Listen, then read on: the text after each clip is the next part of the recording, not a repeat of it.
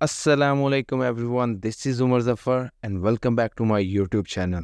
آئی hope آپ سب لوگ خیر و عافیت سے ہوں گے. آئیے اسٹارٹ کرتے ہیں آج کی ویڈیو. میں ایک سرکاری اسکول میں تیسری جماعت کا ٹیچر ہوں جو شہر سے دور ایک پسماندہ گاؤں میں واقع ہے. میری کلاس میں پڑھنے والے تمام ہی بچے انتہائی غریب گھرانوں سے تعلق رکھتے ہیں. بیشتر بچوں کے پاؤں ٹوٹے ہوئے جوتوں سے سجے ہوئے ہیں. بستوں کی حالت تو مت ہی پوچھیے. اور رہا یونیفارم تو اکثر بچوں کے یونیفارم دھل دھل کے تقریباً گل چکے ہیں. اسکول کی عمارت نہایت خستہ اور ٹوٹی پھوٹی ہے. اسکول سے کچھ فاصلے پر افضل بھائی کی اسٹیشنری کی دکان ہے جہاں کتابوں کاپیوں کے علاوہ بچوں کے کھانے پینے کی چیزیں بھی دستیاب ہیں. کل اسکول کی چھٹی کے بعد جب میں گھر جانے کے لیے موٹر سائیکل سٹارٹ کرنے کی کوشش کر رہا تھا تب اچانک افضل بھائی میرے قریب چلے آئے اور بولے، ماسٹر صاحب میں آپ سے کچھ کہنا چاہتا ہوں. میں نے کہا، جی افضل بھائی بولیے، میں سن رہا ہوں. تب وہ یوں گویا ہوئے، میں ان بچوں سے بہت محبت کرتا ہوں. یہ سب مجھے پیارے ہیں. میرا دل چاہتا ہے کہ کاش ان سب بچوں کو نیا یونیفارم، کتابیں اور بستے لے کر دوں، لیکن کیا کروں، آمدنی نہایت قلیل ہے.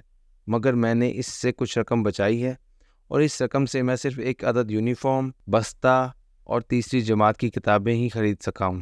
میری خواہش ہے کہ آپ یہ سب کچھ کسی ایسے بچے کو تحفہ دے دیں جو سب سے زیادہ ضرورت مند ہو. میں حیرانگی کے عالم میں ان کی بات سنتا رہا. بہرحال میں نے وہ پیکٹ وصول کر لیا اور ان سے وعدہ بھی کر لیا کہ یہ پیکٹ اس بچے تک پہنچا دوں گا جو اس کا سب سے زیادہ مستحق ہوگا. گھر پہنچ کر میں رات گئے تک اس معاملے پر غور کرتا رہا کہ آخر پیکٹ کا اصلی حقدار کون ہے، لیکن میں فیصلہ نہیں کر پایا. بالآخر اگلے دن جب اسکول ختم ہونے میں چند ہی منٹ باقی تھے، میں نے بچوں کو یہ بات بتائی اور ان سے پوچھا کہ آپ کے خیال میں اس پیکٹ کا اصل حقدار کون ہے. کلاس پر مکمل سکوت طاری تھا. آخرکار امجد جو میری کلاس کا مانیٹر بھی ہے بولا، سر آپ قرآن اندازی کیوں نہیں کر لیتے؟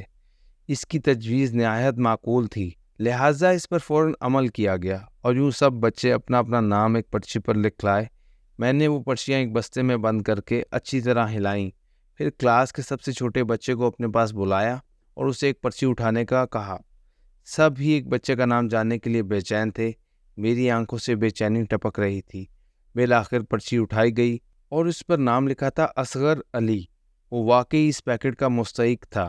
میں بذات خود اس کے والد کو جانتا تھا. نہایت غریب اور مسکین شخص تھا وہ. مجھے بہت خوشی محسوس ہو رہی تھی. میں نے بلند آواز سے نام پکارا اور کلاس تالیوں سے گونج اٹھی. اسی دوران چھٹی بھی ہو گئی. بچے چیختے چلاتے اپنے گھروں کو روانہ ہو گئے. اب میں کلاس میں تنہا تھا اور میرے سامنے پرچیوں کا ڈھیر پڑا تھا. دفعتاً میرے دل میں خیال آیا کہ اگر میرے پاس 2 پیکٹ ہوتے تو دوسرا پیکٹ کس بچے کو ملتا. میں نے جھجکتے ہوئے ایک اور پرچی اٹھائی، لیکن میں حیرت زدہ رہ گیا. اس پر بھی اصغر علی تحریر تھا.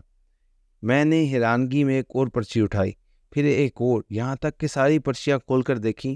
ان سب پر ایک ہی نام تحریر تھا، اصغر علی. میری آنکھوں سے 2 ننھی بوندیں ٹپک پڑیں. یہ خوشی کے آنسو تھے، سچی خوشی کے.